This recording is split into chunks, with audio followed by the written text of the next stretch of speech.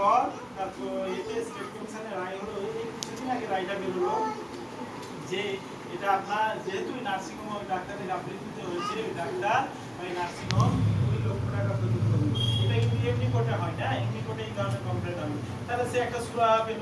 যদি আপনার মনে হয়, এমনও অনেক সময় মনে হয় কোনো নার্সিংহোমে ভর্তি করছেন কারোর গলব্লাডার স্টোন, ধরুন কারোর গলব্লাডার স্টোন 40,000 টাকার প্যাকেজে ভর্তি হচ্ছে, হওয়ার পর যখন ডিসচার্জ হচ্ছে তখন কোনো একটা ধরিয়ে দিয়ে আপনাকে বলে দিল না এই শেষ মুহূর্তে উপস্থিত হয়েছে আরো 20,000 টাকা এক্সট্রা লেগে।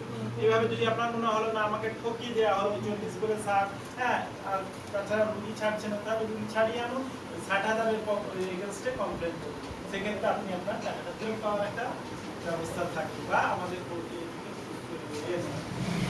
সুরাহা দেওয়া আছে। তাহলে এগুলো হচ্ছে পরিষেবা। আর কি পরিষেবার অনেক ক্ষেত্রে, ব্যাংকিং ক্ষেত্রে আপনি যখন এটিএম থেকে, ধরুন এটিএম কার্ড ইউজ করেন সবাই, এটিএম থেকে যখন টাকা তোলেন অনেক সময় কি হয়, টাকা তো বেরোয়, কিছু কিছু সময় হয় টাকা বেরোলো না অথচ ডেবিট থেকে, যে অ্যাকাউন্ট থেকে টাকা ডেবিট হয়ে যায়। যারা নিয়মিত ইউজ করেন দেখবেন কারো এই ধরনের কমপ্লেন শুনবে। বেশিরভাগ ক্ষেত্রে 7 দিনের মধ্যে টাকা ফিরে আসে, যদি না ফিরে আসে সেক্ষেত্রে আমাদের দপ্তরে কমপ্লেন করা যায়। আমরা তখন ব্যাংক ম্যানেজারের কাছ থেকে জানতে চাইবো যে কেন টাকাটা বেরোয়নি, তখন ব্যাংক ম্যানেজার ওই মুহূর্তে ভিডিওগ্রাফি দেখে দেখবে যে আপনি ওখান থেকে টাকাটা তুলেছিলেন, ডিসপ্যাচ হয়েছিল না হয়নি।